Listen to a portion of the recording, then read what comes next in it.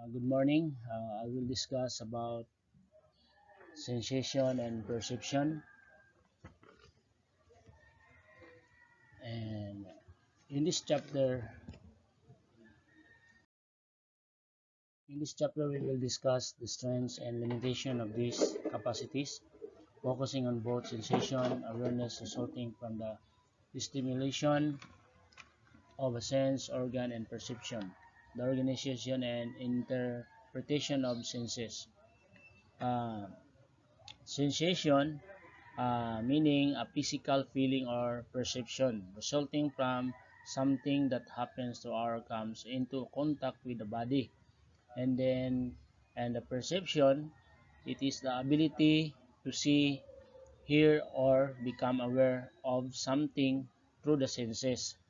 The state of being or process of becoming aware of something, the senses.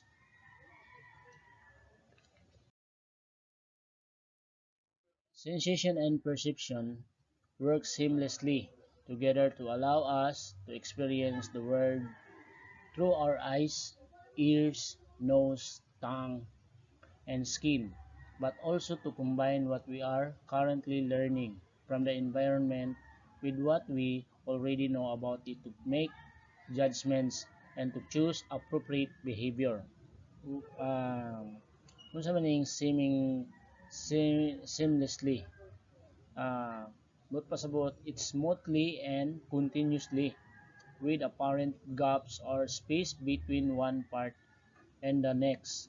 And appropriate behaviors, it means to having a manner that is suitable for a public gathering, respecting and other members of the forums, and treating others as you could wish to be treated to gain valuable information and when, where, and how often a specific problem behavior occurs. Muna siya. And the study of sensation and perception is exceedingly important for our everyday lives because the knowledge generated by psychologists is used in so many ways to help so many people. Psychologists work closely with mechanical and electrical engineers, with clinical, health, and sports psychologists to help them apply this knowledge to their everyday practice. We will begin the chapter with a focus on the six senses of seeing, hearing, smelling, touching, testing, and the last, monitoring the body's position. What can we experience? Our eyes detect light energy, and our ears pick up sound waves. Our skin senses touch, pressure, hot and cold. Our tongues react to the molecules of the foods we eat, and our noises detect sense in the ear. The human perceptual system is wired for accuracy, and people are exceedingly good at making use of the wide variety of information available to them. The human perceptual system, in fact the whole brain, is designed for efficiency, and to achieve this it cheats, it, it cuts corners wherein can illusion reveal the brain's shortcuts. Many measuring sensation. In a typical psychophysics experiment, an individual is presented with a series of trials in which a signal is sometimes presented and sometimes not, or in which two stimuli are presented that are either the same or different. Imagine, for instance, that you were asked to take a hearing test. On each of the trials, your task is to indicate either yes if you heard the sound or no if you did not. The signals are purposefully made to be very faint making accurate judgment difficult.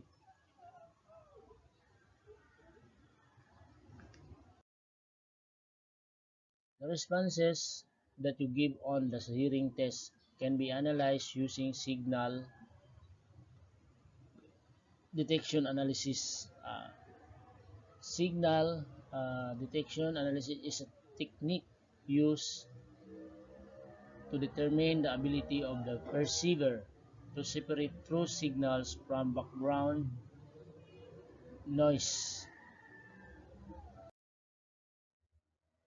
People who have better hearing have higher sensitivity than will those with poorer poorer hearing.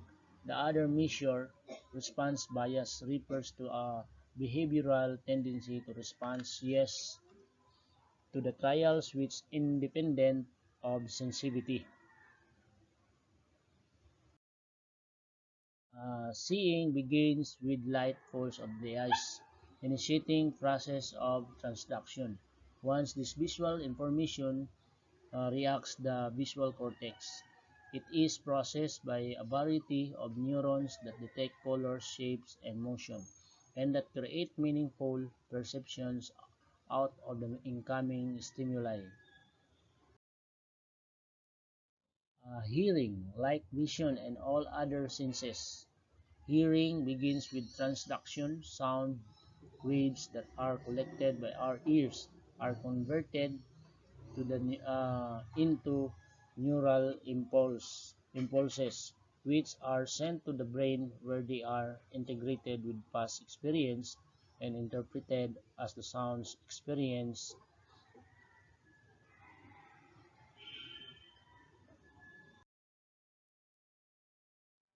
Testing is important not only because it allows us to enjoy the food we eat, but even more crucial because it leads us toward foods that provide energy, sugar, for instance, and away from foods that could be harmful.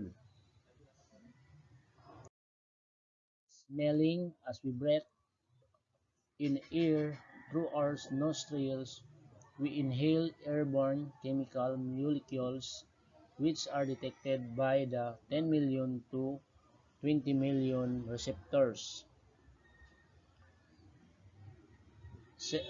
cells embedded in the factory membrane of the upper nasal passage.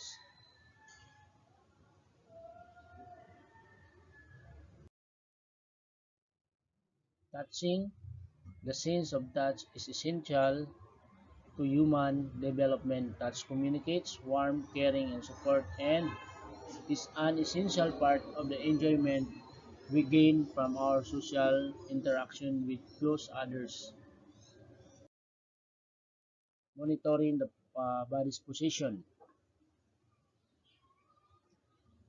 The skin is important not only providing information about touch and temperature, but also in proprioception, the ability to sense the position and movement of our body parts. Proprioception is accomplished by specialized neurons located in the skin, joint, bones, ears, and tendons, which sends messages about the compre- comprehension and the contraction of muscles throughout the body. Without this feedback from our bones or muscles, we would be unable to play sports, walk, or even stand upright.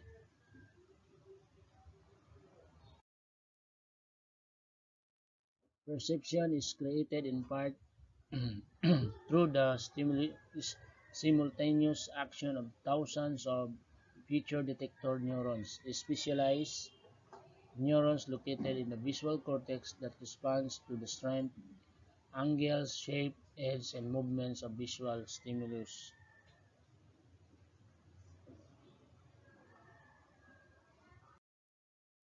Function of the three types of cones are apparent in people who experience color blindness. The inability to detect either green or red colors about in 50 people, mostly men, lack functioning in the red or green sensitivity cones, leaving them only able to experience either one of two colors.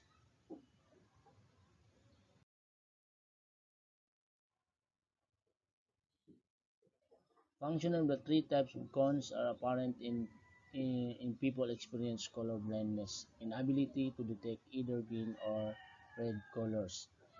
Depth perception is the ability to perceive dimensional space and accurately judge distance.